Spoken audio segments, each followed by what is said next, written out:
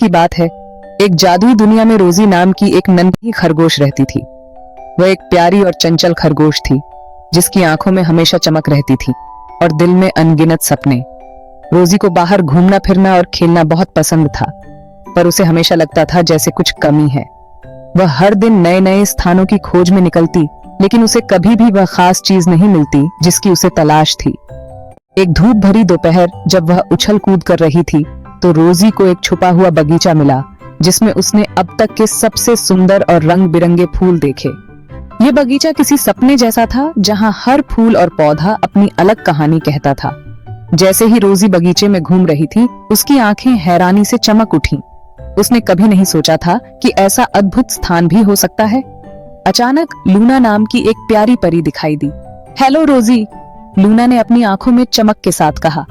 जादुई कैंडी बगीचे में आपका स्वागत है।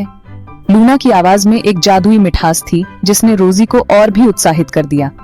रोजी की आंखें आश्चर्य से चौड़ी हो गईं।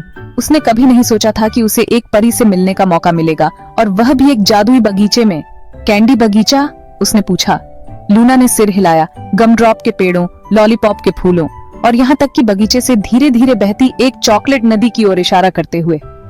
हाँ, ये बगीचा जादुई है और यहाँ की हर चीज मिठास से भरी है, लूना ने मुस्कुराते हुए कहा। रोजी को अपनी आंखों पर यकीन नहीं हो रहा था। उसने कभी नहीं सोचा था कि ऐसा भी कुछ हो सकता है।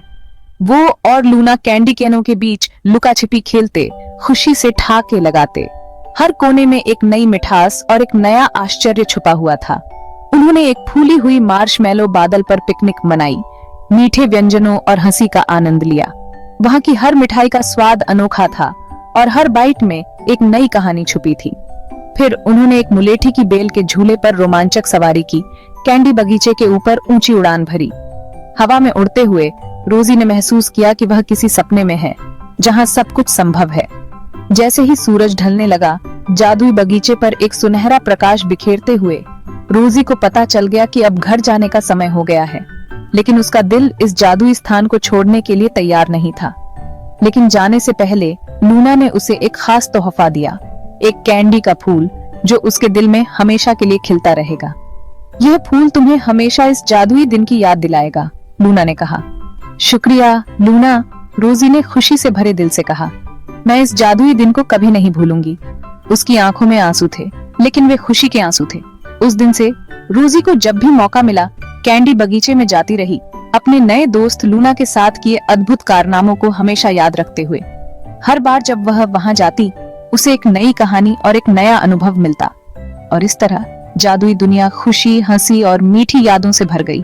कहानी खत्म, लेकिन रोजी और लूना की दोस्ती और उनके कारनामों की कहानियां हमेशा जीवित रहेंगी, हर दिल में मिठास और खुशी भरते हुए।